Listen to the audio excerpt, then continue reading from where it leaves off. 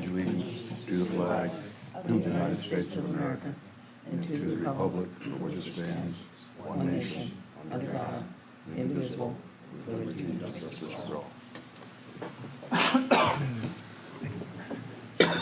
May I have roll call, please? Mr. Carpenter. Here. Mr. Fitzer. Mr. Colbert. Here. Mr. Kucera. Here. Mr. Nushai. Ms. Redmond. Here. Mr. Scott. Mr. Solomon. Here. And Mr. Tinlin. Here. Thank you. We do have a quorum this evening. Agenda item number 4 is approval of the agenda. Does anyone have any changes in the agenda as it stands tonight? Seeing none, I will approve the agenda as is. And we will go to approval of the regular meeting minutes from the June 25th, 2024 meeting, our last meeting. I wasn't here, so I don't know. I think you can still. Oh, okay. I'll move to approve the minutes from June 25th, 2024. Support. Motion support. Anybody want to change anything? All seem to be good the way it is. May I have roll call on that, please? Mr. Carpenter. Yes. Mr. Colbert. Yes. Mr. Kucera. Yes. Ms. Redmond. Yes. Mr. Solomon. Yes. And Mr. Tinlin. Yes. Thank you. Agenda item number 6 is public discussion for items that are not on the agenda. Is there anyone from the public wishing to opine? Good evening, Commissioners. Hope you had a nice holiday. Thank you again for all of you and serving in this role.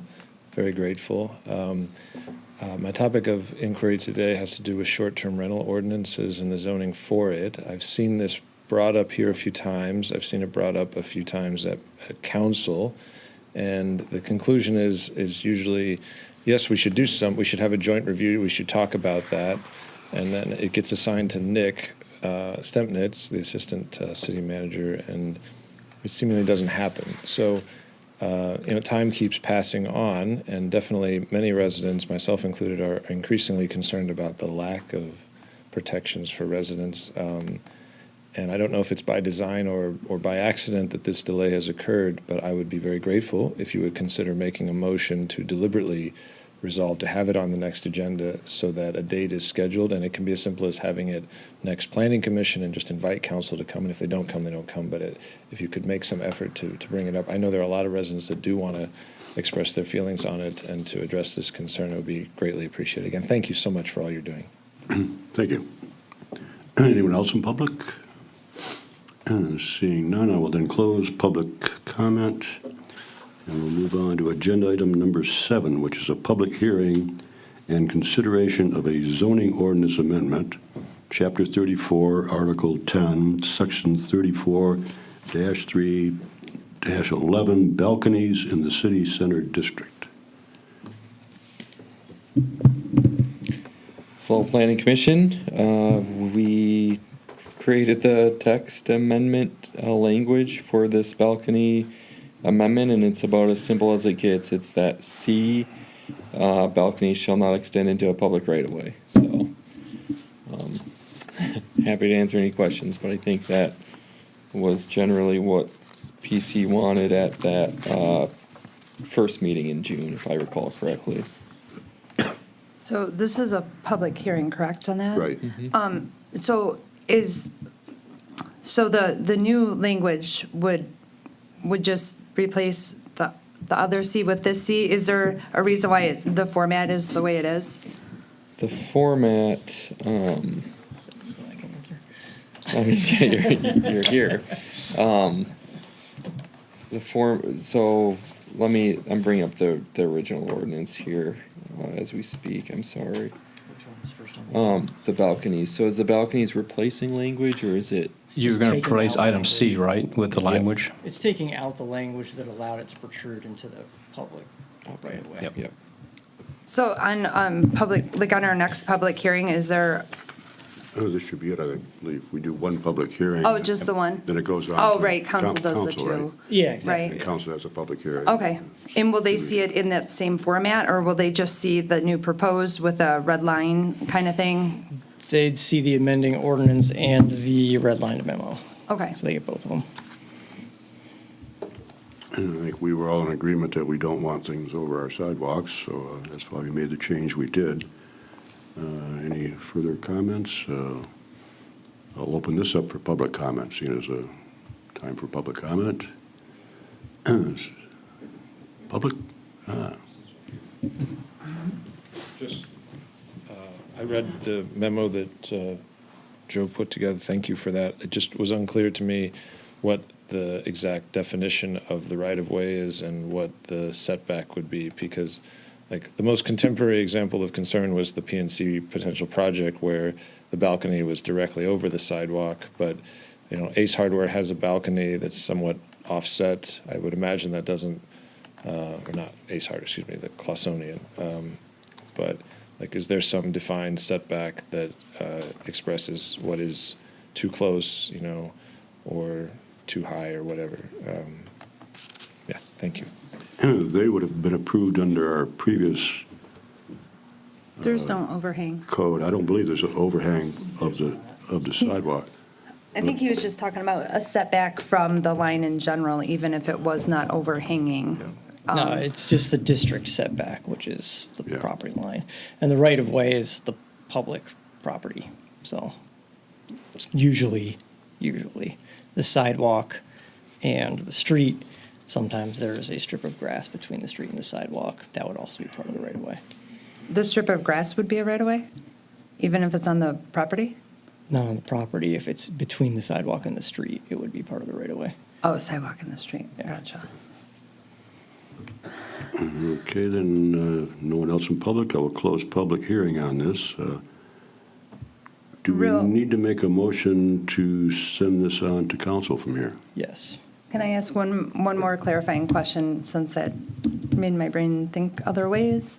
In terms of parking lots, those aren't all right-of-ways, only if. would Parking lot is not going to be a right-of-way, no. A right-of-way, so they could overhang a parking lot in the back, right? Potentially, I suppose. It's their parking lot. Private property, yeah. Right. I just want to prevent them off over city. Right, for sure, just curious, okay. Okay, I'll entertain a motion at this point then, to send on to council. I will make a motion to send the ordinance amending 3.11.b.6 balconies as amended to city council with recommendation, sorry. Support. Motion support, any further comments? Can I have roll call, please?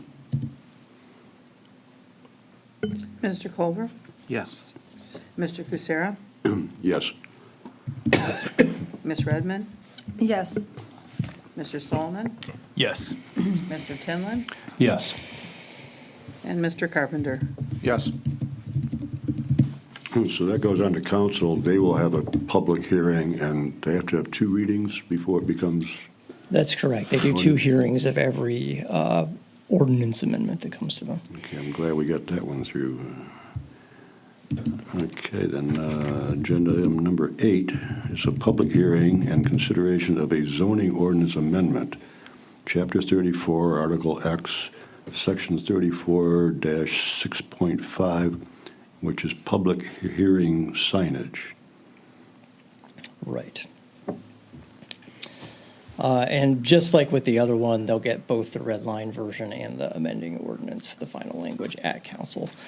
So this one is one that, I'm trying to remember exactly when we brought this up. It was like 2 or 3 meetings ago we brought this up. That some communities require a sign to be posted at the property when there is a pending public hearing. So we wrote some language to require that in Clausen.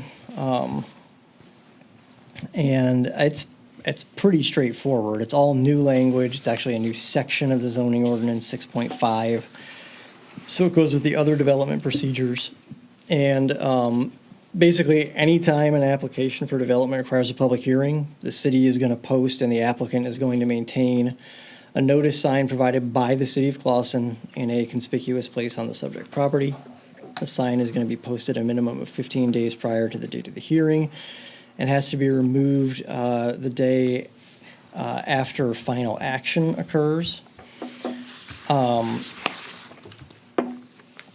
And the reason for final action being the day, oh wait, I think I might have sent the version to you that says after the hearing. You did. That's, I was going to ask that. So I'm sorry, there's a version that says the day after final action, and that's supposed to be the one that was sent to So you. final action is the same as final approval then, or Yeah, exactly. is that going to be defined in a way that's not ambiguous to interpretation, I guess? Well, the original discussion was final action would be either we approved or declined, right? Right, yeah, because you don't necessarily approve it, you could deny it.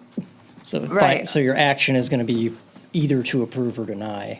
That's going to be the final action. So we can't say final approval because it might not be That makes approved. sense. But is there a definition of action that this comes with, or is that in our ordinance already? It would be understood based on, in terms of like, let's say someone brought legal action, a court would understand what action means in this context based on previous case law. So I don't think we really need to define action necessarily. It's a word with too many definitions to be defined specifically in the ordinance like that. I don't think it's ambiguous, let's put it that way.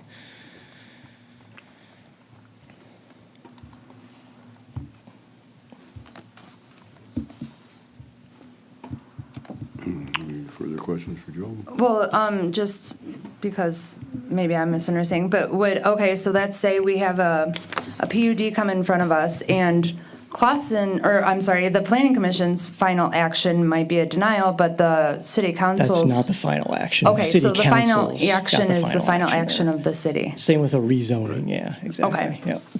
Yeah, a rezoning would also have its final action with the city. A special land use would have its final action here.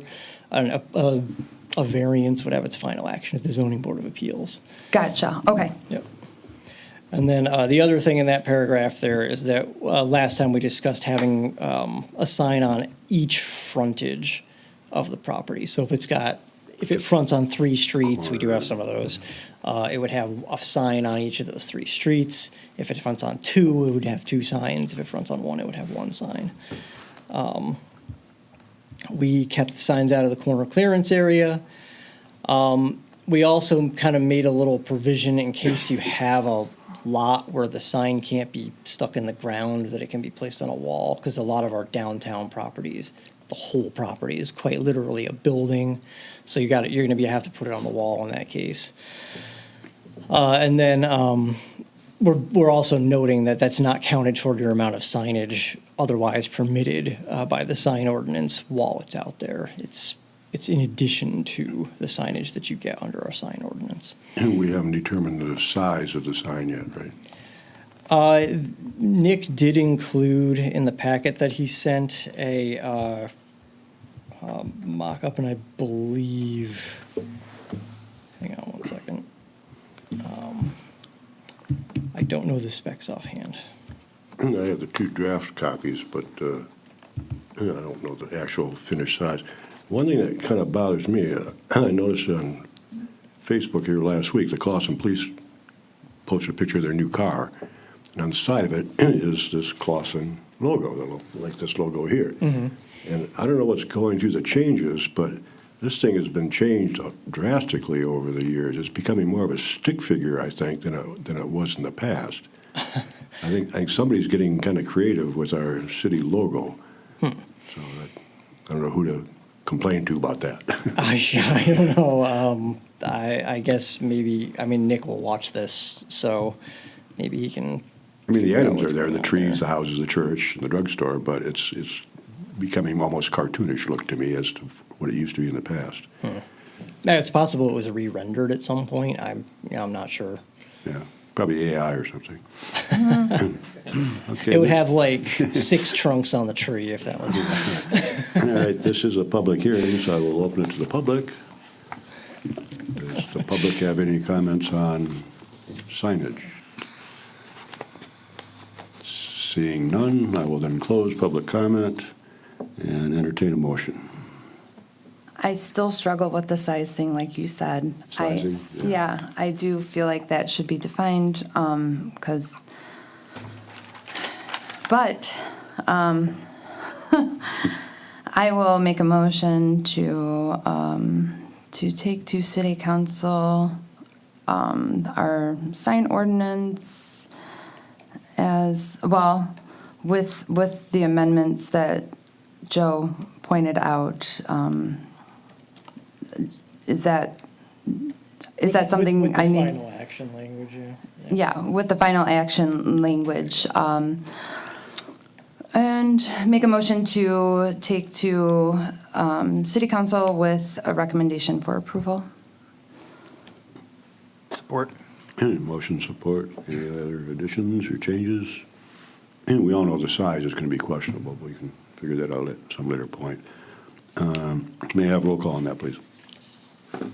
Mr. Kucera? Yes. Yes. Mr. Solomon? Yes. Mr. Tinlin? Yes. Mr. Carpenter? Yes. And Mr. Colbert? Yes. Thank you. Agenda item number 9 is other business. And under other business, we have consideration of a request for rezoning of 533 South Main Street to be rezoned from Business Renewal District 1, BRD 1, to Central Mixed Use CMD Zoning District. We did this at our last meeting, but I think there was some glitch involved here. Yeah, yep. So, good evening, Planning Commission. Happy to present this for you again and stay with it for a moment. But we kept it on the agenda due to the fact that the bylaws say that 5 affirmative votes must constitute a decision. So, because the vote was 4-2, it did not reach that 5-vote threshold to officially make the decision to send it to City Council. So, we're back here. The public hearing was held, so that did not need to be noticed or held tonight. Just going over it real briefly for those who weren't here last meeting, the request is to rezone the BRD1 property at 533 South Main, the 11 or 12 unit multifamily residential building, to the zoning district of CMD. That would then, technically, the CMD district matches a lot of the intent of the mixed use 1 future land use designation that this is designated in the master plan. Right now, BRD 1 does not even permit any kind of residential, and that future land use designation of mixed use 1 in the 2017 master plan really elaborates on mixing residential uses with other uses and having kind of these uses together in a singular corridor. So for that sake, the residential use is better served if it's rezoned to CMD. I don't want to go over the full report unless anybody wants me to, but I'm happy to answer any questions, as Joe is too. The one thing that kind of throws me off, I voted in affirmative for changing the zoning. I have no problem with that.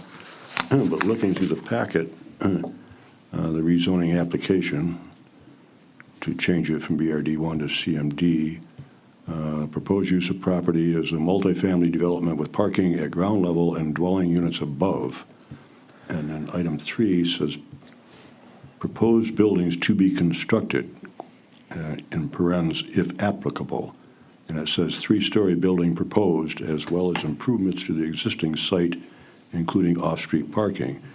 My understanding was that the building's been purchased and the building is just going to be rehabbed and redone. It's not. Yeah, and the applicant here, Mr. Ferlito, right? And I believe he went over last meeting that their immediate future is to keep the building as is. I'm just surprised That that was that's it. in here. Why does it say it's going to become a three-story building? Is it a typo here, or? I'm confused about that as well. Thanks for being here. With our discussions with planning and Nick, we have no intention of building anything there. We're going to pull permits and rehab. We thought maybe like a year ago, but with current conditions and current zoning, it's just it's impossible. So we're just going to rehab the units, and you already saw some improvements Right. with landscaping there, and we power washed the building. So that's what we're going to continue to do. So with current zoning, but you're looking to change the current zoning, correct? So after you get approval of current zoning, then are you going to rehab? Are we approving a site plan? Or No, there's Oh. there's no intention to No. demo the building and build a building there. Not this year. So is Not there? this year, not next year. With the current market conditions and the current zoning laws, we found out it's pretty much impossible. Right. Oh, because of the restrictions of the lot itself, you mean, or? Well, just how the current ordinance reads, we can't build what we need to build to have it make financial sense. So we're just gonna keep the building as is and rehab the units. It's just, we found out in our due diligence, when we were buying the building, that it didn't make sense. So we bought it anyway and are now just rehabbing the units to keep it as an 11 unit. Yeah. You're the new buyer? you're Yeah, saying? we Oh, closed on it February. Okay. Yeah, this is not a site plan. This is simply No. changing the zoning at this point. So I was in the meeting last time. So really the intent for this rezoning is just because it's not compliant? Was it grandfathered in, Joe, way back when? Yeah, it's Yeah. a non-conforming use right Yeah. now, because it's not actually permitted in the current district. Residential uses are permitted in the CMD, so if they switch it to CMD, they can do more, like, let's say they wanted to put porches on the front of these units or something. So is this blocking their rehab efforts if it's not rezoned? Strictly speaking, they wouldn't be able to do like add-ons and things like that, because they would change their, the footprint of the building, and you're not allowed to expand non-conforming uses. So if you change it to CMD, suddenly the residential use is conforming, and they can do things like that. They can add on like a porch or that kind of thing. If they wanted to expand the unit sizes at some point, they could do that. It's probably not very cost-effective, but, you know, basically, they can't do much with it right now, because it's a non-conforming use. But wouldn't they just go to the ZBA and declare that there's a financial hardship in not being able to get a variance? A on this? financial hardship isn't a case for a No. for a zoning board of appeals variance. To be able to make use of that building as it Yeah, is? financial hardship doesn't count toward a variance. You can't use that as an argument for a variance. That's right. So I guess I'm confused why it's here. So this, I don't believe we ever established when the apartment building was Right. put in, but it was put in. It's been there for a long time. I remember it being there when I was a kid. Yeah. And There's it- also like and apparently- refinancing and Believe insurance. 1970. 1970? Okay. There's also refinancing and insurance implications of being a non-conforming use, and I'm sure that's playing into their calculus. okay. If it was put up in the 70s, then it must have been zoned differently then, right? Oh, yeah, the zoning, the BRD1 district's not that old. So, yeah, I don't know what the zoning would have been originally. Somehow we but- changed the zoning and zoned that out of the. Exactly, yeah. It's business, and Now now, we're just bringing it into compliance, from Right. my point of view. Right, with the CMD, not a RM2, but Yeah, a CMD. CMD, exactly. And did you guys mail the residents around it? yeah. Yep. And I thought I watched the last meeting. I didn't, I mean, I did watch it, but I don't remember. Were there people here that No. were speaking about it? Because that does have the potential of, a CMD use would, The structure's not going to change, it's going to be cleaned up. but and it gives look them the better. ability that if they wanted to change it, it could go to 3 stories. Not I think currently. 2 stories. 2.5 Two-story- stories. 2 stories is the current limit in CMD. Oh, But, it's not 2.5? I'm pretty sure it's 2, but if it's 2.5, then it would be like an attic floor. And I can promise you that doesn't work. Yeah. Until you sell it. But I'm not trying to, I'm sure I trust you, but we got to think about future of changing hands and things like that and what the implications may or may not be and make sure people are well informed. That's all. So it's not personal, I promise. This doesn't have to have a public comment or hearing because we did that at the last one and there was no one from public that I 2 recall. stories, 30 feet. Yeah, 2 stories and 30 feet, that's 30 the feet. max. Yep.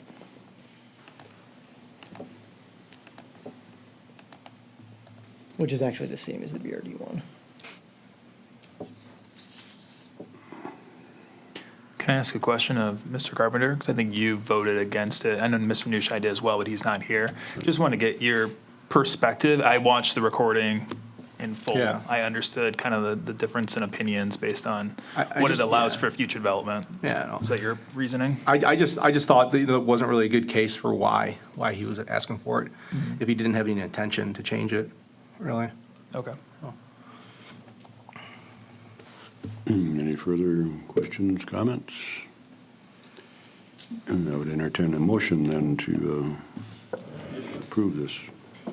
Can I ask one more question? Sure.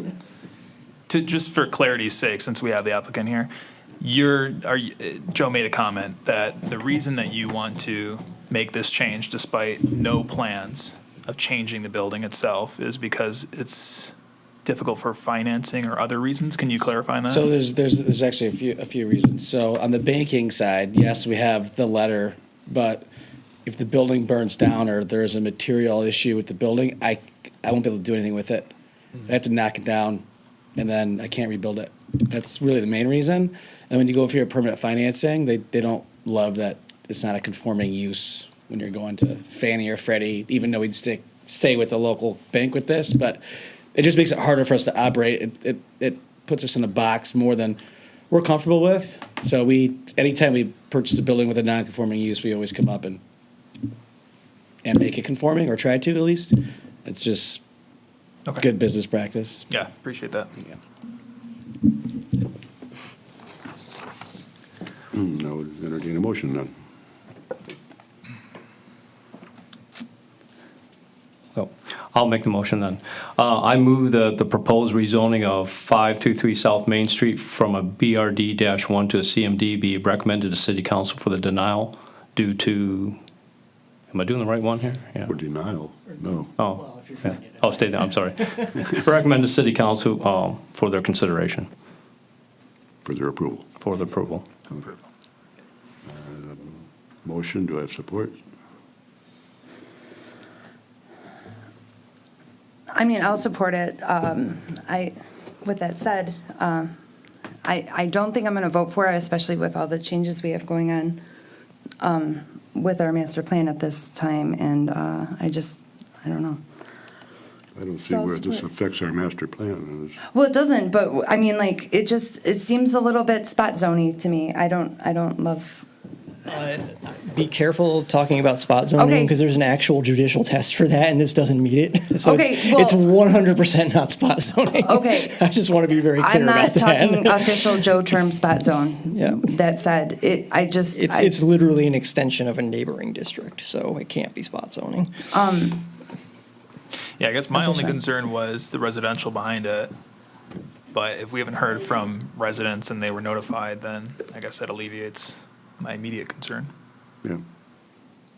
I don't see any major changes. The residents aren't going to be aware of anything inside the building. It's going to be improved, if anything. Yep. You're going to enhance the property, right? And that's what we're looking for.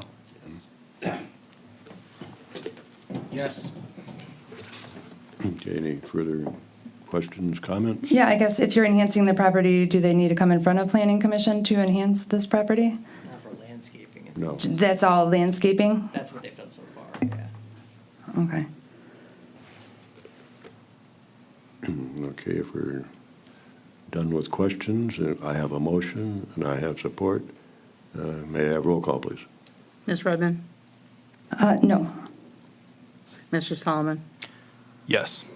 Mr. Tinlin? Yes. Mr. Carpenter? No. Mr. Colbert?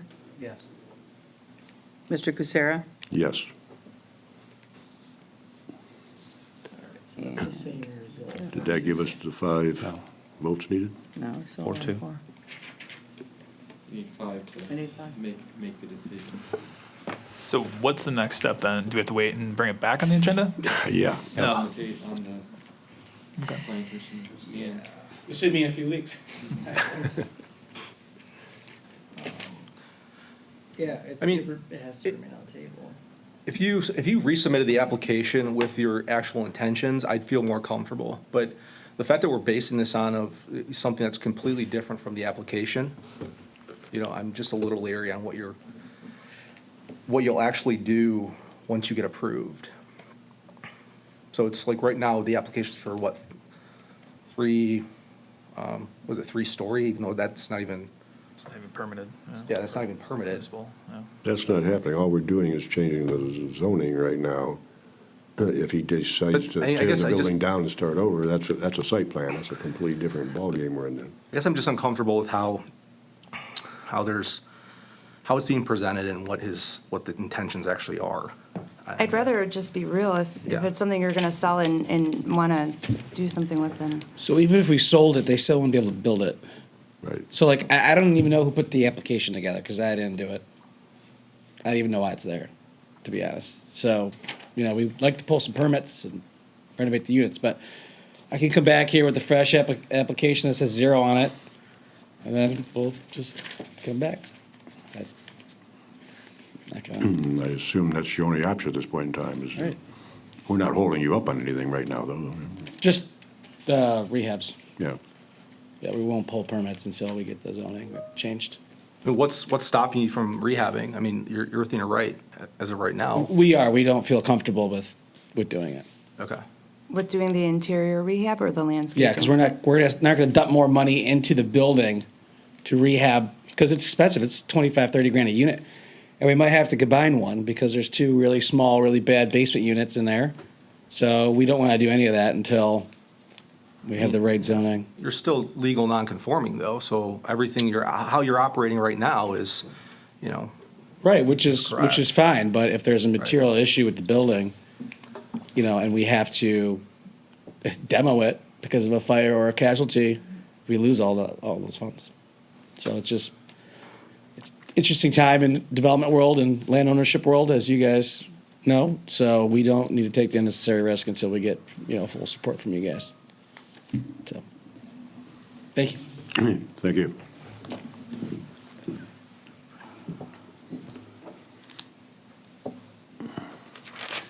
Move on to agenda item number 10, which is discussion of the master plan.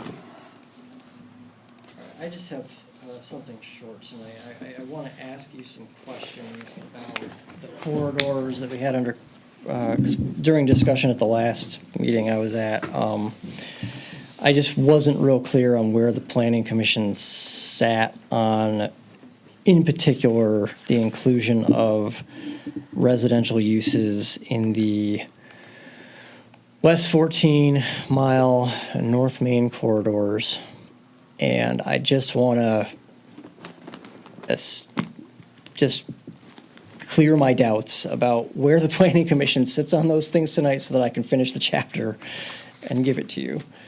I've got a presentation that I'll throw up on there in a second because it's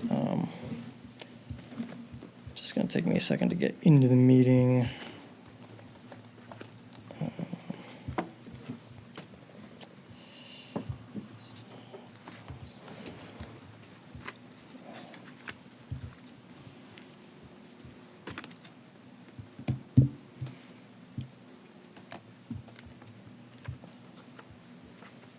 Thought I was in the meeting, but I guess I never hit the go.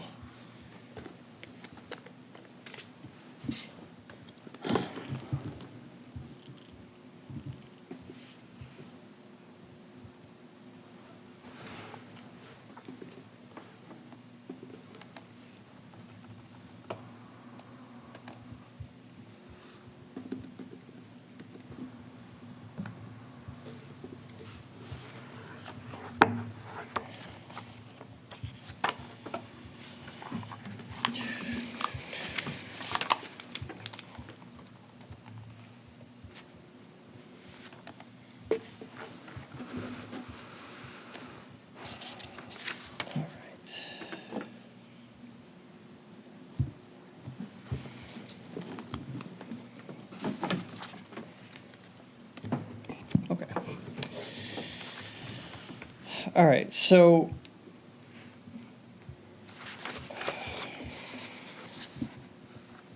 sorry, my screen's all cluttered. I gotta get to the button. There we go. Back in the fall, we had some discussions about the study corridors that we're looking at right now. One of them is the Crooks Road, Maple Road corridor. Residential's not really in the discussion there. I think we're pretty clear on what our direction is there. The West 14-mile corridor between the Westgate District and downtown is another one of those.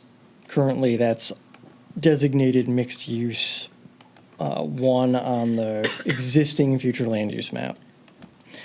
Then on South Main, from the building we were just talking about, south to the edge of the city, is one of the other ones that we were looking at. And then North Main, really from like right around here, north almost to Elmwood, but not quite.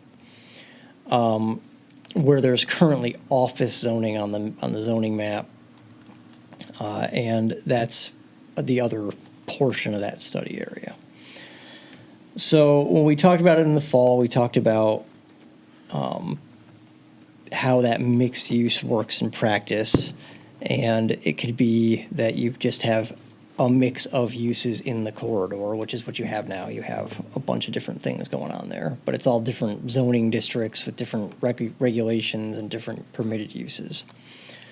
So the idea put forth in the last master plan was, well, let's make it one uniform district that allows a variety of uses, has some flexibility for future development, and then you can have a single set of dimensional regulations and design standards and whatever else you want to put in there that governs the whole corridor in a uniform way.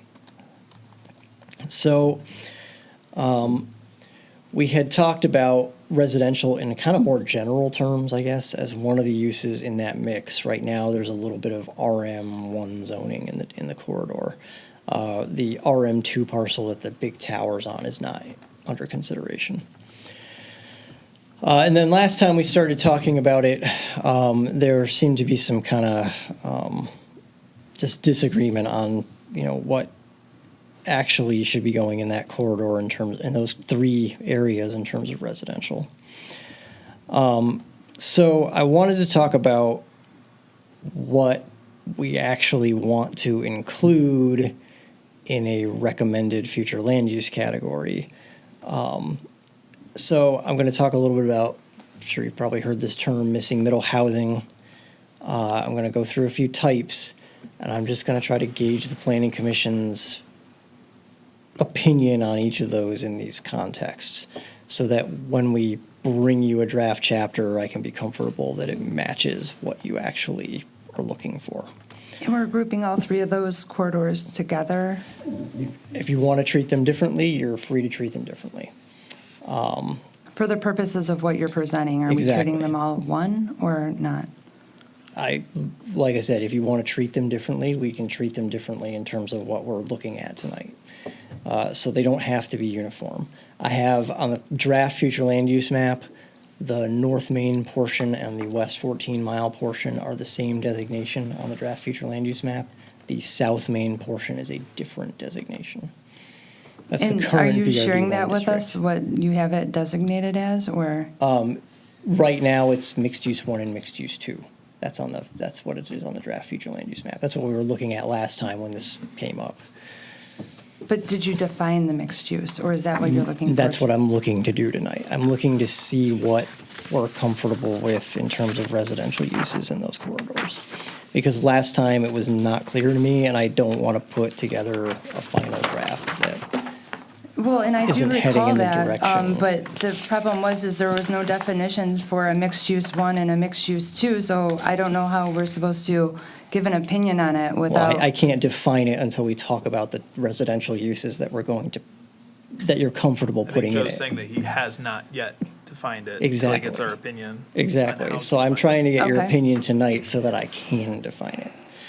So he's just come up with a new name, right? I mean, essentially mixed use. I mean, isn't the new map you showed just new name? or nomenclature, Yeah, I mean, and that's then what, you're just coming up there are with two characteristics? different mixed-use classifications in those three areas. And, you know, I mean, in one sense, it carries forward the designations from the existing future land use map.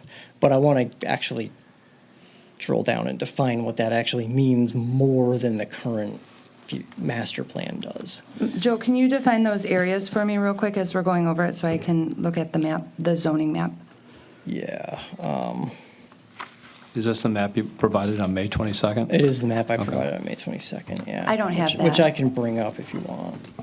It might be helpful.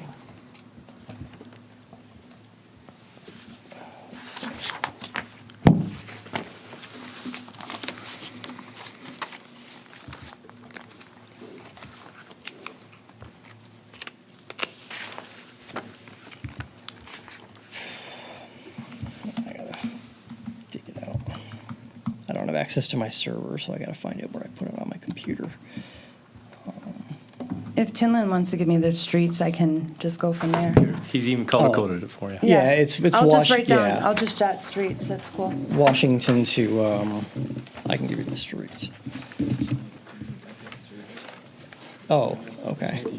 No, it's okay, I can find it if I need to. But yeah, it's Manitou to Washington on West 14 Mile. Phillips and Roth up to Highland and a little past Hendrickson on North Main. It's a fairly short portion of North Main.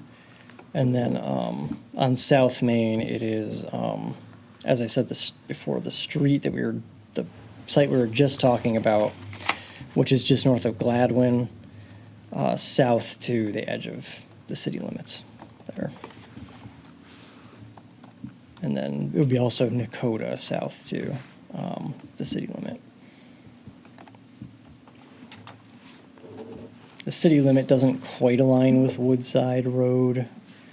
There's some kind of odd split properties down there, but those are in the neighborhoods. That doesn't really affect the main frontage.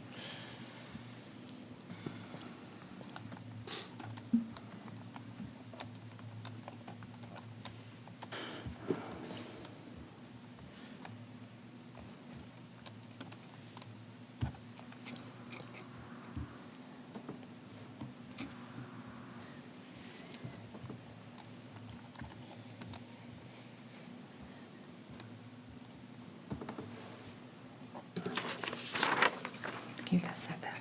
Thank you.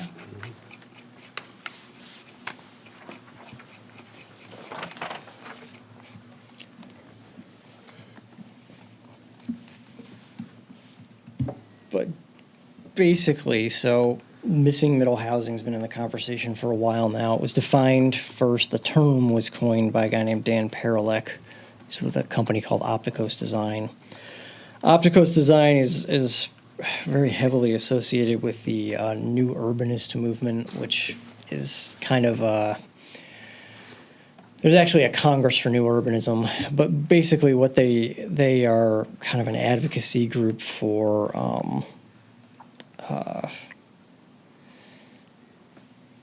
more, I guess, mixed development styles. And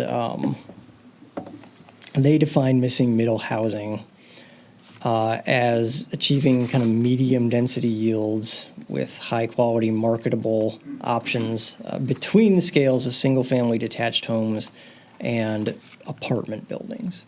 So apartment buildings like, for instance, the one that's proposed at PNC. So it's between those two ends of things.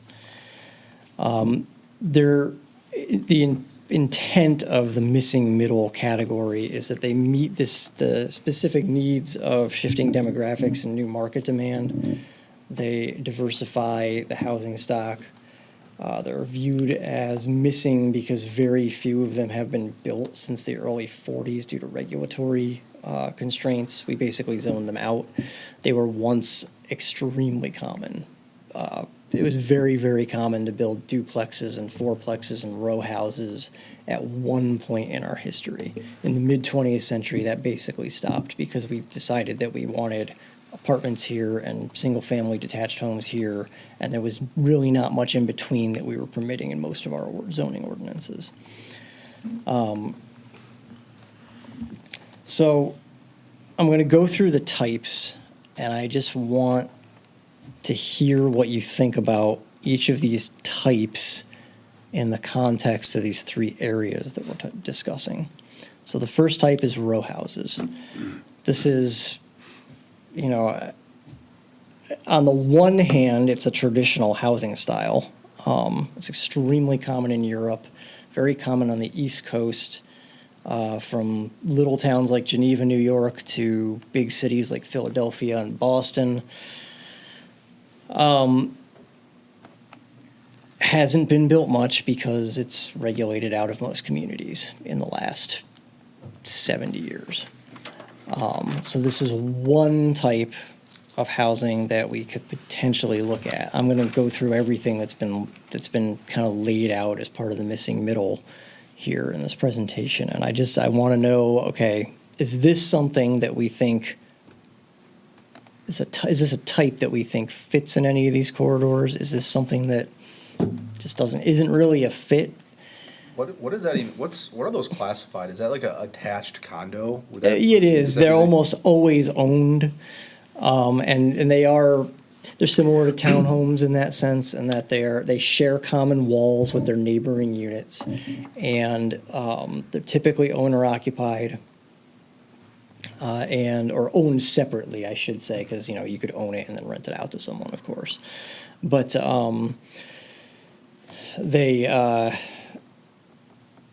it could be any number of units, I guess, depending on what kind of land area you're dealing with, and they're attached in a row. And in older cities, they usually have that garden level down at the bottom, where you see the railing and the window behind it. Newer row houses that have been built in the last 20 years often don't have that garden level. They might have a basement, but it's more of a basement and less of a garden level like this. Do they typically have green space or common areas? They can. Sometimes they do. I'm going to use an example from outside the United States, but in Cardiff, there was an area I stayed last year in that city, and they all had a yard in front. And not everybody used it for a lawn necessarily, but every one of them had like a 20-foot deep yard in front of it. So that is one way to build them. Sometimes they're right up on the sidewalk, or similar to this, they're set back a little bit from the sidewalk, but you've got kind of like sunken patio areas or something between the sidewalk and the front of the building. Joe, my perspective for a lot of these is probably going to be similar, that I think it fits with what we generally look for in Clawson, which is more family-focused, less of the big high-rises with efficiency units. My only question would be, I know you said there's regulation and we've zoned some of this so it's not applicable anymore, not enticing, but I have to imagine that it's just builders don't want these types of units because they're not as profitable as ways they can maximize the space with some of the... You'd be surprised, actually. There's some real efficiencies that you can get when you're building units that are attached to each other. Because you're building fewer walls, for one thing, or exterior walls. I was just curious if you had any data from neighboring communities or anywhere else we could look to see what's been built in the past. And Well, Joe, Royal Oaks has these type of units. If you look, They have a Holiday few, Market, yeah. for example, those are condominium townhouse units, and I like those too. One, because they're not, I guess it could be rentals, but they tend to be owned by the owner. So, Yeah. they've got some nice units across from that market. Yeah. I know there's more salted through Royal Oak. My Yeah. only complaint is that there's no green space typically. I would love to think that if we would allow, we could allow a common space that's proportional to how dense it might be. Because outside of just you know, I lived in an apartment for years, and I couldn't wait to just be able to drink a cup of coffee outside in my own space, right? So I think it does add to the value of just livability. But also, when there's nowhere for all the people that now, I don't know what the stats are, but more people have dogs than kids, it feels like these days. The neighborhood takes on all that too. Like, so I feel like we should have green space, not to mention rainfall, and turning our city into just more concrete.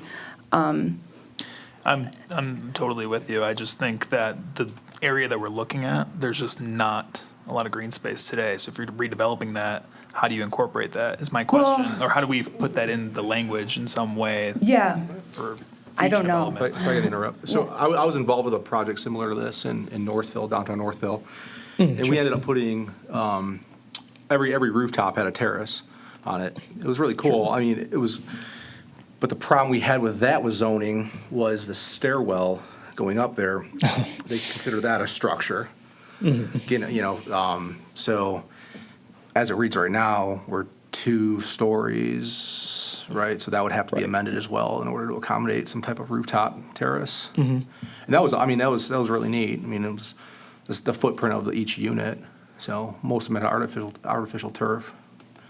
Oh, they had artificial turf up there? Some of them did, yeah. We did some live, some actual live grasses on some of them, but maintenance was, an issue with that. Yeah. Sure. Lugging a lawnmower and whatnot. Yeah, But that's yeah, interesting. the building was North 320 in downtown Northville. Oh, I've driven past that, North yeah, Yeah. okay, cool. Well, and I think, I would think that if, let's say we did it proportionally, like for every X amount of, I don't know, homes, there's this much community green space, and that might mean that, yeah, some of that lot that you bought, you might have to dedicate to just, a little fenced-in place where your kids or dogs or people just can be outside, especially if we're looking to do that transition from downtown to residential. I think that having an outdoor shared communal space is very important. That's valuable feedback, thank you. Because a couple things to think about there, because right now, we do have some residential in that district, and it's zoned RM1, which has like a big front setback and big setbacks everywhere. But it's just lawn. It's not space that gets used. So, if we inverted it and Right. let things come closer to the front of the lot and had a requirement for some usable open space on the lot, then you would kind of solve that problem. And you also, by bringing it up to the front, it's not as close to the neighborhood behind. And I think that you probably have because right now you're kind of cramming everything into the middle of the lot, and then you put the parking around it like a moat.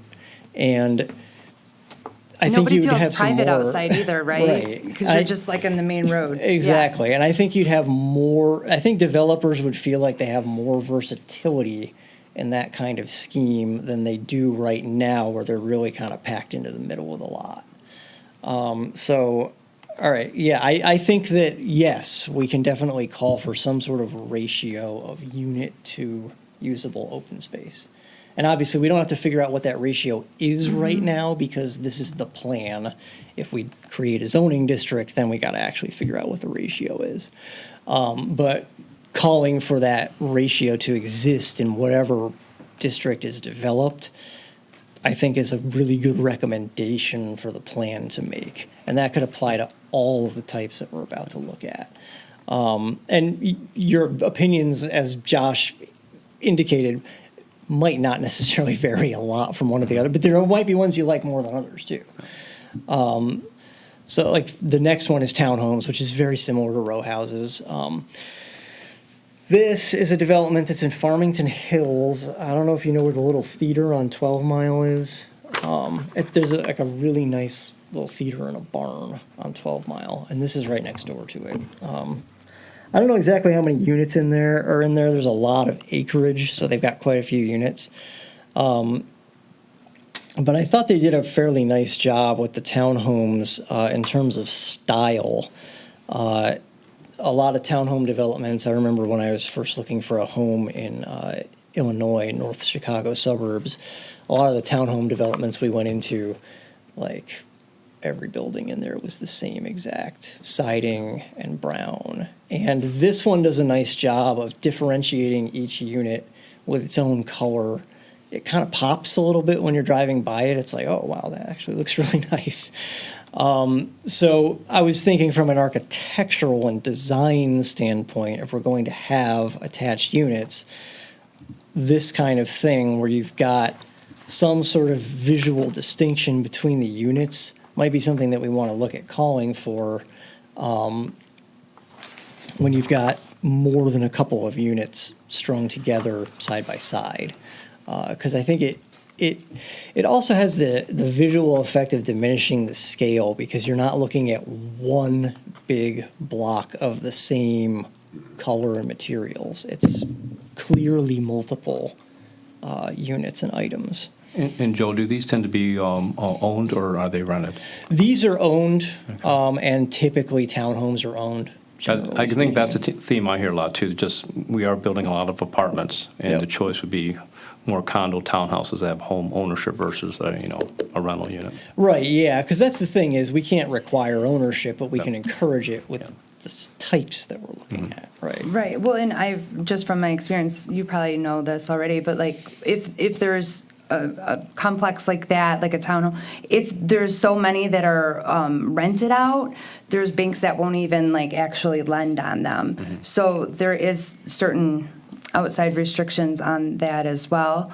I do want to point out too, from my experience, the townhome seems to be a little bit more versatile in like the community of buyers that you might be able to get for it versus the row house style, hallway style, where it's like, you'll have families that might have little kids that it's difficult when like there's maybe one or two rooms on each floor and you're just lots of stairs. Sure. Same with an older population versus a townhome is more set up like a actual home. So I think those are important kind of distinctions to maybe who might live there and what demographic might meet that need of those style homes.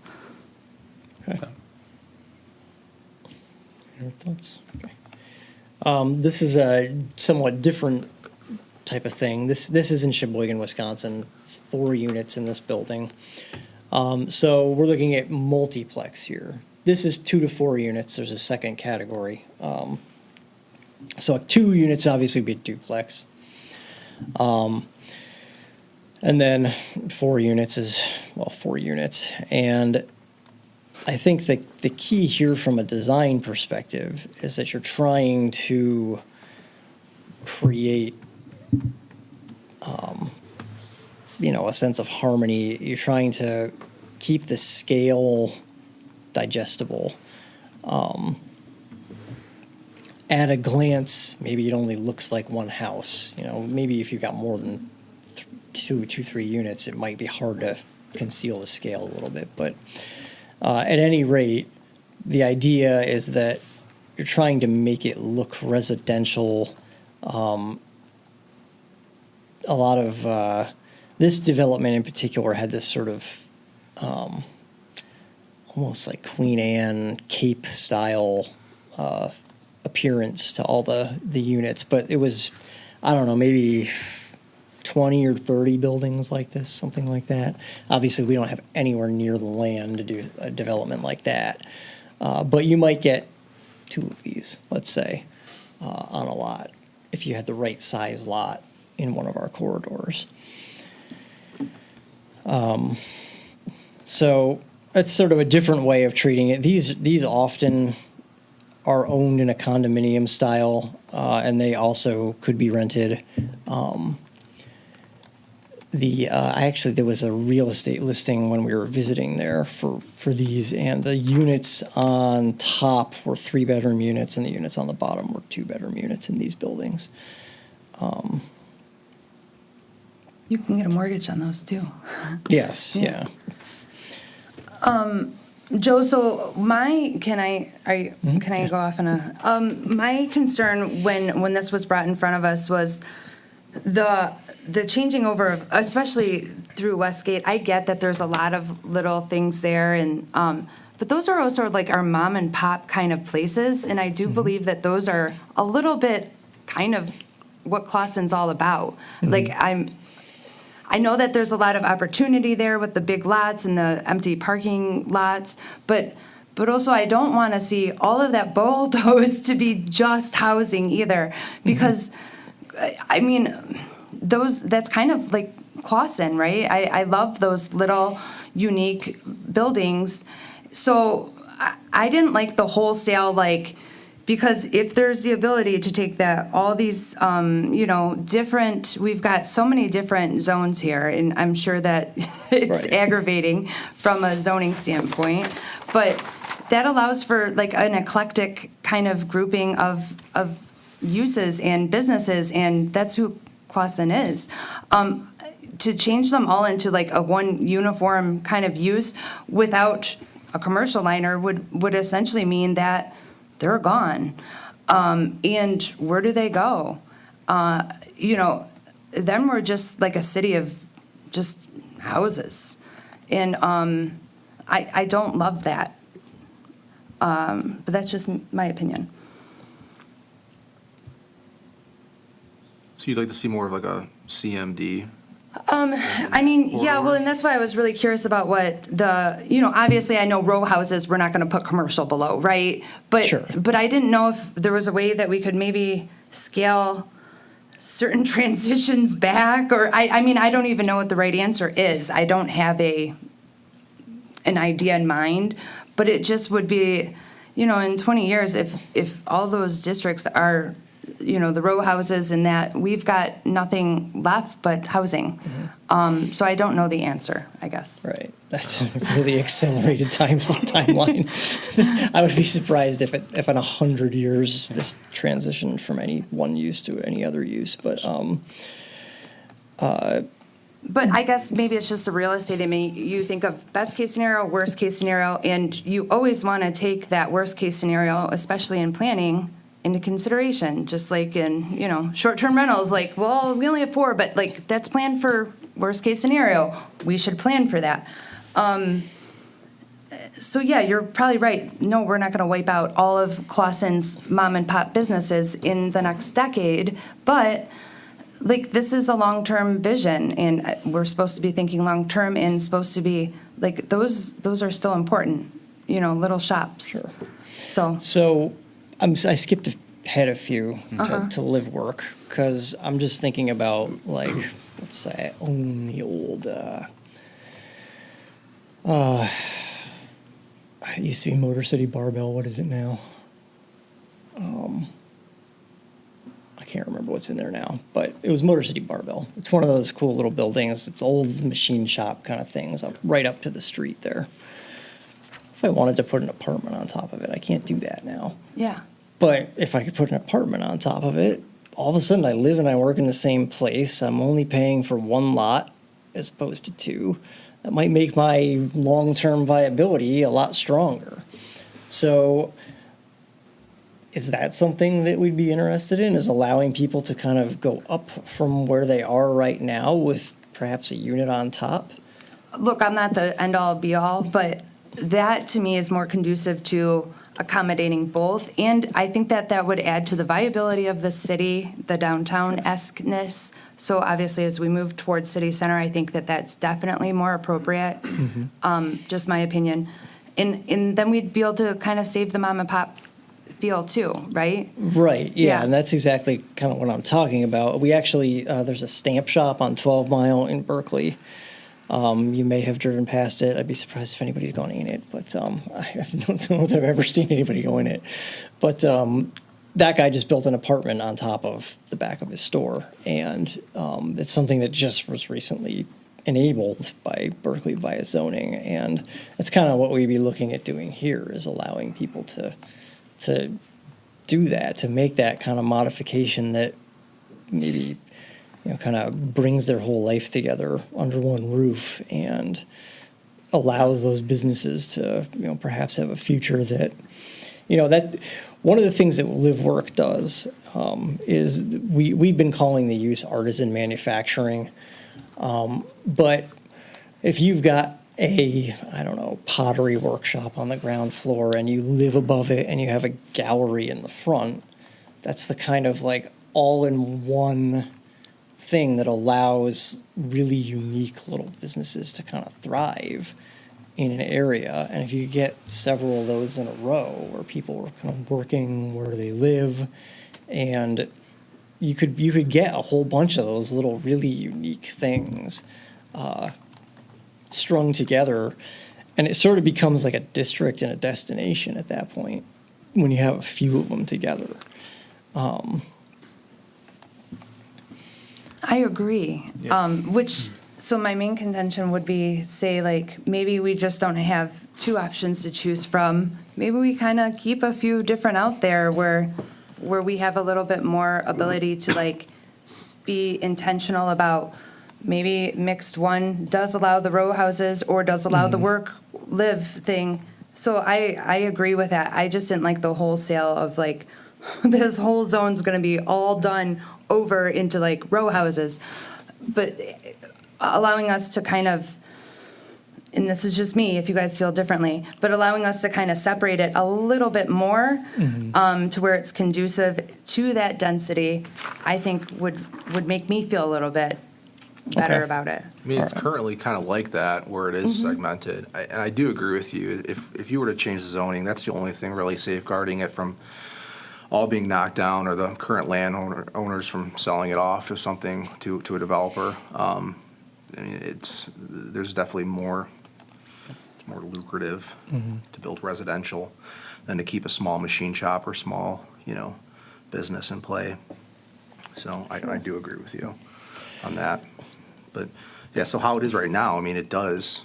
I'm looking at the current map, and it is segmented, like Yeah. what you're saying. Yeah. Sure. And I feel like there is a natural way to apply these different zones or different opportunities in those zones, like even the one that's north of North Main Street, sorry. There's already like townhomes there, so yeah, that feels natural. Having some townhome styles there definitely feels natural. It lends itself more to a neighborhood base because they're more home style versus like a multiplex or something that's more dense. Sure. So there is a natural flow already to it that I would love to just kind of nurture a little bit and foster, I guess. So one of the things I might think about here is that there are two ways to handle a corridor. One is with a zoning district and another is with an overlay.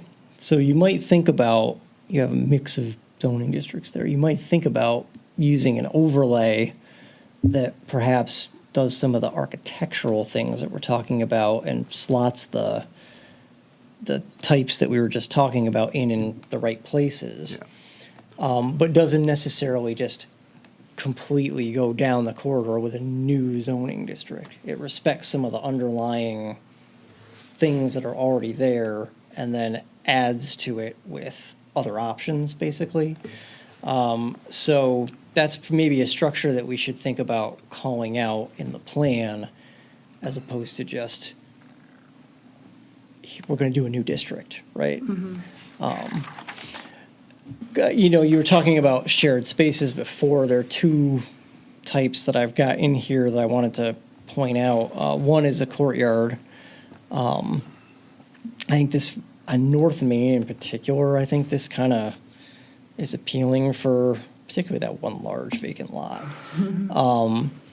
Or perhaps the church that's for sale. Hey, don't talk about that. But these are basically designed to be centered on a shared space, and a lot of cottage courts are built, as a 55-plus type arrangement where everybody is older. They've looked to move out of their larger house into a smaller house. but they've got a sense of community because there's a shared space right in the center of the property that everything revolves around, and all you have to do to see your neighbors is walk out your front door. And then there's also, this is a little large, obviously for us, but co-housing is another. Each of the units is owned individually, but the land is collectively owned in association, so your resources are pooled. So in a true co-housing arrangement, you've got all this common land that you're all sharing, and then you kind of own from your walls in, basically. That's the same as a cooperative? It is Those are a basically, little yeah. tricky, right? Yeah, I mean, in they terms can of be- funding and. They they're- can be. Yeah. We don't support them very well in America. Mm-hmm. They thrive in places like Denmark. But you certainly can do it here. There's a couple in Ann Arbor. But those are also ones that are built around those kind of community spaces. I love the courtyard. I think it could, Clausen's a front porch community. Sure, yeah, And it exactly. definitely feels like that type of, front porch community, shared space thing. Yeah. Sure. And of course, there's always multifamily housing, which this is kind of like this is like an RM1, this is what you can do there. Are you considering that in these different zones that you pointed out to us? Well, yeah, I'm asking what you feel about it, because there's a little bit of RM1 land left in that corridor, in the west 14-mile corridor. There's none in the Northwest, main yeah. corridor.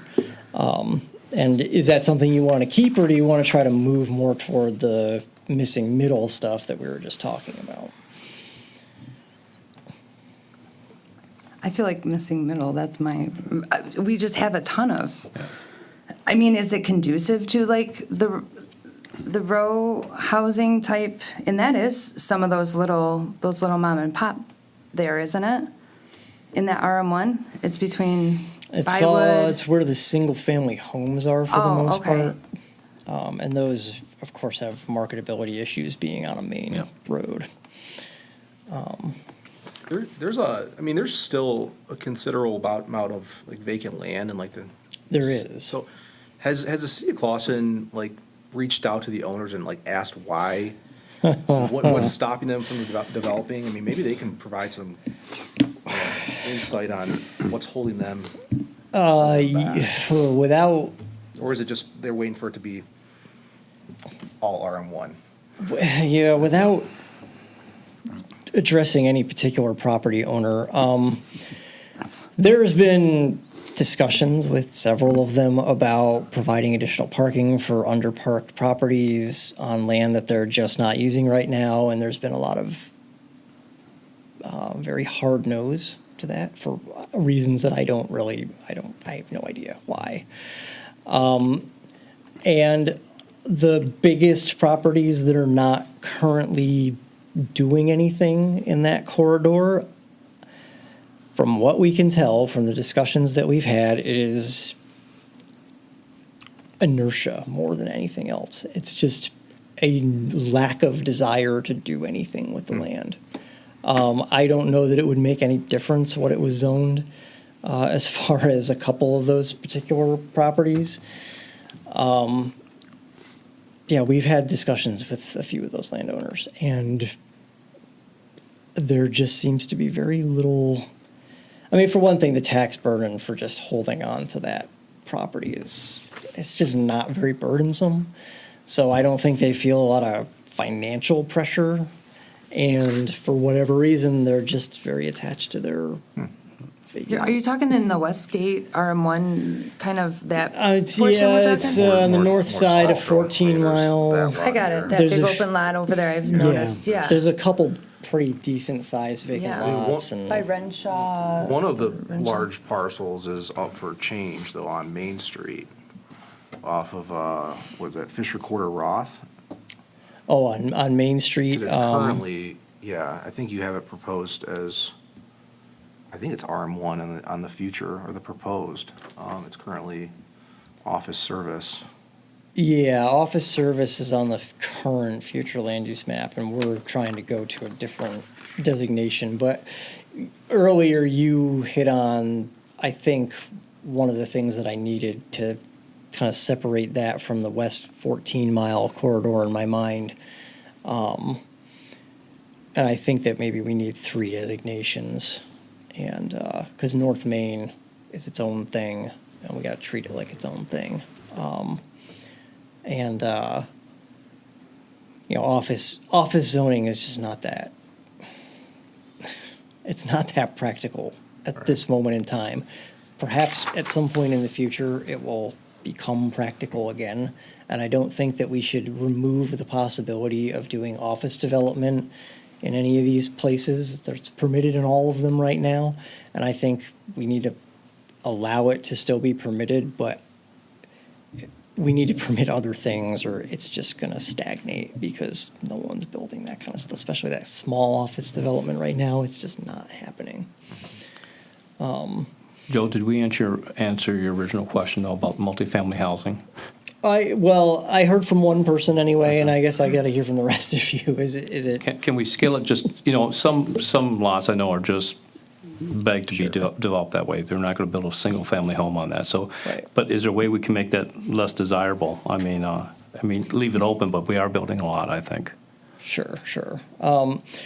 Yeah, I mean, I think that if we emphasize those kind of mixed middle, smaller scale things in the plan and then design an overlay or district around that, then yes, we will be able to kind of point things in that direction. And you'll get a bunch of what you don't have right now. You have about 2% of the housing stock in the city is any of these types, other than multifamily. Obviously, we're looking at multifamily right now. But when you go back to these other types, like this is about 2% of your housing right now. And that's a really low number. And you would get more of this, and it would push that kind of family ownership thing that we keep talking about. So I think that, yeah, we just try to evolve it in that direction through first the plan and then whatever we develop in terms of the zoning afterward. And that's just good to kind of reconfirm, Joe. So obviously the plan, right, Yeah. is just what we want to focus on. No action immediately taken, right? Right. But what you're saying is, and I don't know that we've done this since I've been on this board, right, is look at the plan on a regular basis and say, Right. what action have we taken? You get so tied up in the day-to-day activities. Exactly. So do you have a So- plan going forward and how we can actually turn this into action? So my for this board? suggestion, there's a couple things. One is that we need a more detailed zoning plan, because right now we have a zoning plan that meets the statutory requirement, which says this future land use category equals this district, or we don't have a district that equals this future land use category. Basically, a table is what's required by the law as a zoning plan. But what we don't have is a series of very specific steps to take to implement the zoning plan, a bunch of different things that are called for. So that's something that we need to be putting in the plan. And then we can kind of set up a schedule to do those things. The other thing that almost no community does is everybody kind of goes, oh, it's been 5 years since we did our master plan. We got to look at our master plan again. Well, if you set up a regular date, and I usually, so the last like 4 or 5 master plans, I've put this in as an implementation item. Annual master plan review. And I typically recommend aligning the annual review with something you're already doing. So every year you have a meeting at which you are required to elect your officers. Do your master plan review at that same meeting so that you know every year we have these 2 things that we do at this meeting. We elect our officers, and then we look at our master plan and we measure our progress, how far we've come since we adopted that master plan. Because hopefully you've been working on things for the last year, and you can kind of say, all right, well, let's look at our zoning plan and our implementation matrices, and here's what we've done. And here's what we haven't done, how do we want to prioritize this going forward? And you can actually set goals for the year, because usually you elect your officers at the beginning of the year. So you just say, well, okay, it's 2026 now. Here's what we got done. Here's what's still left on the list. Let's set some goals. We're going to try to get these 4 things accomplished in 2026.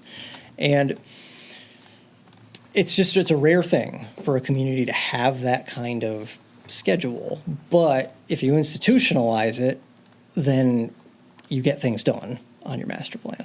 Yeah. And I'm recommending institutionalizing it. So you recommend we make a motion for that, or what? Because we talked about this, and that's Right. the year in Yeah. review too, right? Where we Yeah. said, this is all the things we did this year and approved. Right. I think that's an excellent idea. Do we have to do that by motion? Does it have to become? No, that's something we'll put in the plan, and then we got to do it. Okay, yeah. And yeah, you look at your annual report from the previous year at that same meeting. You got 3 annual things that you do every single year. The annual report feeds right into setting up your schedule of goals for the year, because you can say, all right, well, here's our annual report. This is what it says we did. This is what it says we're in the middle of working on. Well, okay, our goal number 1 is to finish the things we're already working on. And then goal number 2 is let's move to this next item in the implementation matrix. But Joe, would that fit in our bylaws as part of our procedural process? Yeah, you would add it to your bylaws. Okay. That's the ideal, is so that when you're going through your bylaws, 40 years from now, when none of us are here, Hey. and we're all living in that cottage court, and the people who are on the board can look at the bylaws and say, oh, our first meeting of the year, we're supposed to be doing these things. Have we been doing it? Oh, I guess we haven't. Let's start doing it again. Yeah, absolutely, you put it in your bylaws. To change our bylaws, though, that does happen by way of motion, or does it happen by way of the same way we do an ordinance change? That's a motion. So your bylaws are yours. Yeah. So no one else has to approve your changes to your bylaws. Oh, okay. So this board can, on its own, say, we are going to amend our bylaws, and this is what they're going to say now, and we can add those things to your bylaws just by a vote here at this board. Okay. So can you draft that for a future meeting? Yeah. Instead I of can. waiting till even the Yeah, I master don't even think plan's we need to done? wait until we've adopted a master plan. We can do We it. all get busy, things Yeah. come up, and then we tend to forget. So I would love to just do it Sure. as soon as possible. Yeah, I think it's a Yeah. good idea. Yeah. Yeah, we can just do that. Thanks, Joe. I've just got a real quick question on how you, like, as we discuss like these zoning things, do you just take those notes and kind of just, based on what we discussed, and kind of just chop it up and redo it? I mean, does it make sense to just go through each district as a board and kind of just go through each one and yay or nay, or is this good? I mean, does that make sense to discuss it like that? Well, in terms of the future land use map, Yeah, you mean? yeah. Yeah, I mean, I Yeah, think 'cause I'm that. a little fuzzy on, like, going back and forth on this area along 14 Mile, like what's actually gonna come of it. Sure, yeah. Well, I think I think I have what I need now. I just felt like I wasn't quite, I felt like I didn't have a good picture of where we wanted to go. And I think this conversation gave me a good picture of where we want to go with that. So I can provide to you that kind of draft of here's where we're going to take each of these areas in the plan. And obviously, at that point, you're free to give your feedback and say, well, actually, let's tweak this a little bit. But I think I feel like I've got a sense of what the vision is and where we want to go with it now. And So like, based on our brief discussion of the 14 Mile, corridor, I don't know, like, what is that? Manitou, between Manitou and like Custard or Washington, like, really, yeah. what kind of language, what kind of zoning would you do to kind of implement what we were discussing about maybe keeping the same, like the same character of the buildings, but maybe giving options, like flexibility on options to either build up, or like, how does that, like, what would that look like? I mean, or if So it's- in implementation in a zoning ordinance, I think it probably looks like 1 or possibly 2 overlay districts where we set out that we are on those, historic let's call them historic, they are historic. Those little industrial buildings. We're giving some specific options there. We're saying if you have this type of building, going up with a unit is permitted there.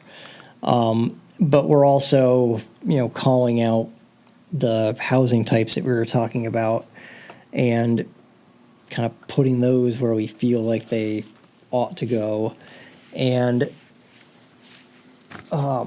laying out some design standards to bring the district together, bring the corridor together. So if, let's say, one of the little strip malls that's there goes under and is vacant and someone wants to redevelop it, how does that happen? If it's not there anymore, how does that happen? What does it look like when that gets rebuilt? I think we need to write carefully so that we're not making what's there non-conforming.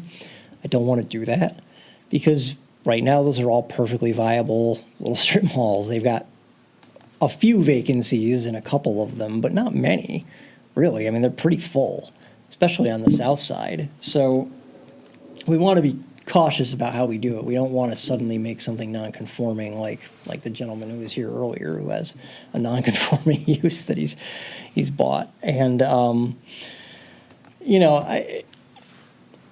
mean, obviously I'd have to get a little more into it to give much more of a description of it than that. But I think that's kind of how you're doing it, is that you're working with overlays that respect what's permitted now, and then trying to introduce the new options in a context-sensitive way that really is expanding the options and not calling for replacement. Okay.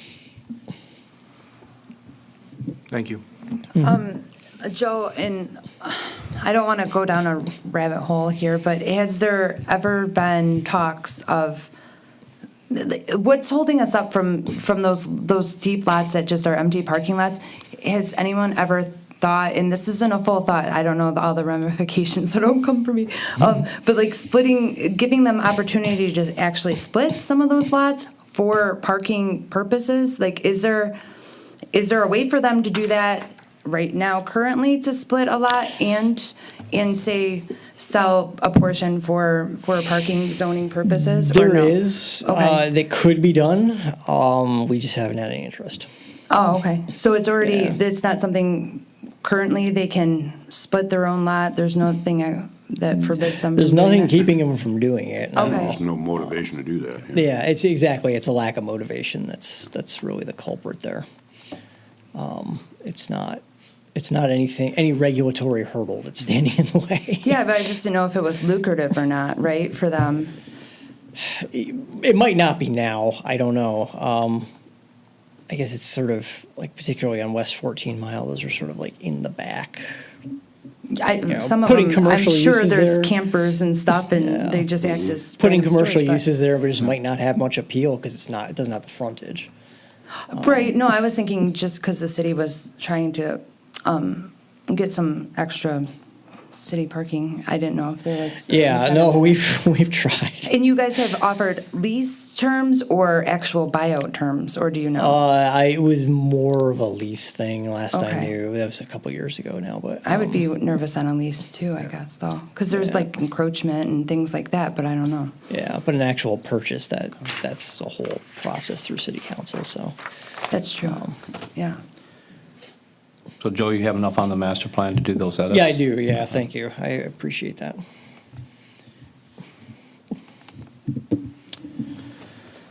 All right. I like the idea when you were talking about having a business on the ground floor and living above it.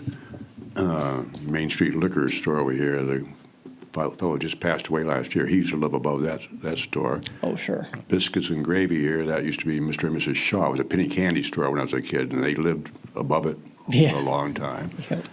Mojave, I think they still have renters above their place. They do. Nori Chicken, I don't know if they're rented out, but there are apartments up there. Yep. But it was an interesting concept back in the day. Yeah, you would buy a business and just live right above it. It was What everybody did, kind I of mean, nice, it nice to was, see if that would come back. You know, if it- it's very practical in a Was lot that of ways. pre-chicken that someone lived up there? yeah. Oh, Oh, yeah, okay. yeah. It was, it was Yeah. famous chicken. Just to know if they lived in the chicken belly. Smell like chicken. Wake up in the morning and look at a chicken. Wake up in the morning, put your arm around the chicken, and just look at the sunrise. Talked to a guy that did that, you know, he didn't remember going to sleep up there, but he woke up. Oh, jeez. The lot on Broadacre in Maine, was that a 76 station there? Broadacre in Maine, that was a car lot for a long time.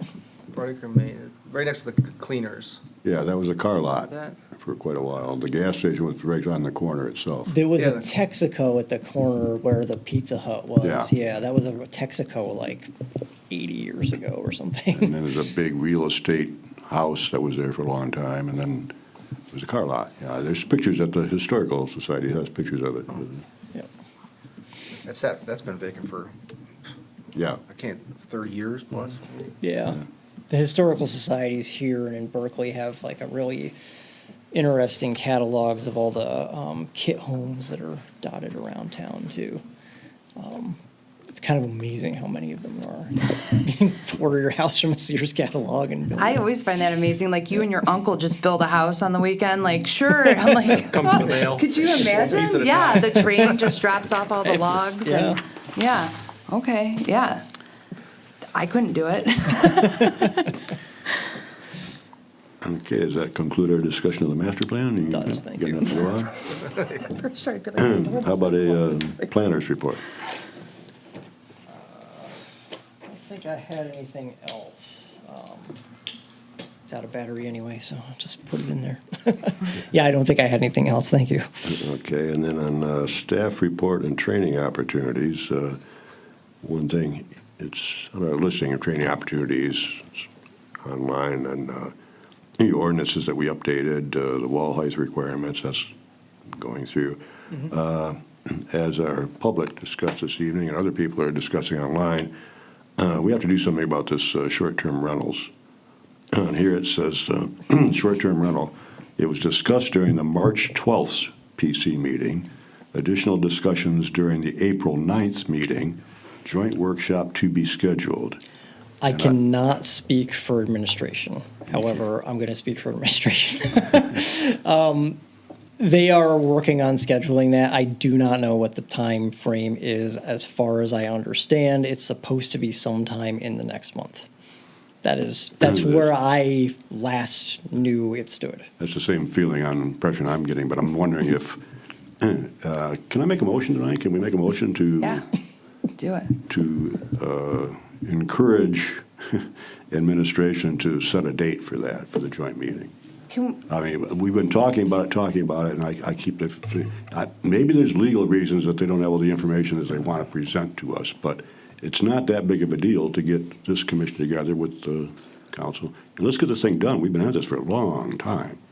Can I amend your motion to put a date on it and say that also there was nothing legal that brought it to us in the first place? We're the ones that asked for the joint meeting by way of motion. So I don't see why there needs to be legal things now. I think that I've been being told since April, all of May, that it's happening.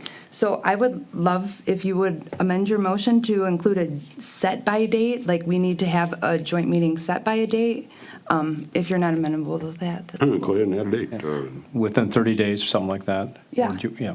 Yeah, Yeah, we'll have a specific date and back actionable from. item, right, the day. So whether we can pick a date off the calendar or give a, Normally, Or within- I'm comfortable within just 30 days. just telling administration this is what we want done, but I've been telling this for quite a while. We're not getting anywhere, so that's why I want to make a motion and see if it kind of spurs it on a little bit faster. Yeah, to Mr. Tinlin's point, if we say within 30 days, they can Yeah. still look at our calendar and Yep. city council calendar and come up with a date, but it has to be within the Right, next they 30 just days. So send it doesn't an email extend out to another all 2 of us months again. because they're past the budget now, right? July is usually the big party for that, right? So their schedule should be free. But this is also then a request, not on an individual basis, but it's coming from the commission. Yeah, Right. it was by way of motion. So we'll have a date set by 30 days? Is that what we're amending it to say? Or within 30 days, have a meeting Within with 30 council. days. To have the meeting within. A meeting within 30 days? Yes. Oh, okay, I You support happy with you. that? Still second Yeah. that? Yeah, we've waited long enough, right? I It's been a agree, while. yeah. And definitely the community, all of us have got emails, and even I have some concerns now when I wasn't worrying about it before, so might as well get going. Support. Okay, a motion, support. May I have roll call on that, please? Mr. Solomon? Yes. Excuse me. Mr. Tillman? Yes. Mr. Carpenter? Yes. Mr. Colbert? Yes. Mr. Kucera? Yes, Ms. Redmond? Yes. unanimous. There we go. Okay, I have nothing else. Does anybody else have any comments? Well, wait a minute, we have a legal update, but we don't have a lawyer, so we have no legal update. And before we adjourn, does anybody else have any topics they want to bring up? We all happy? I'll entertain a motion to adjourn then. Motion to adjourn? Support. Motion support, roll call, please. Mr. Solomon? Yes. Mr. Tillman? Yes. Mr. Carpenter? Yes. Mr. Colbert? Yes. Mr. Kucera? Yes. And Ms. Redmond? Yes. Thank you, everyone. Thank you.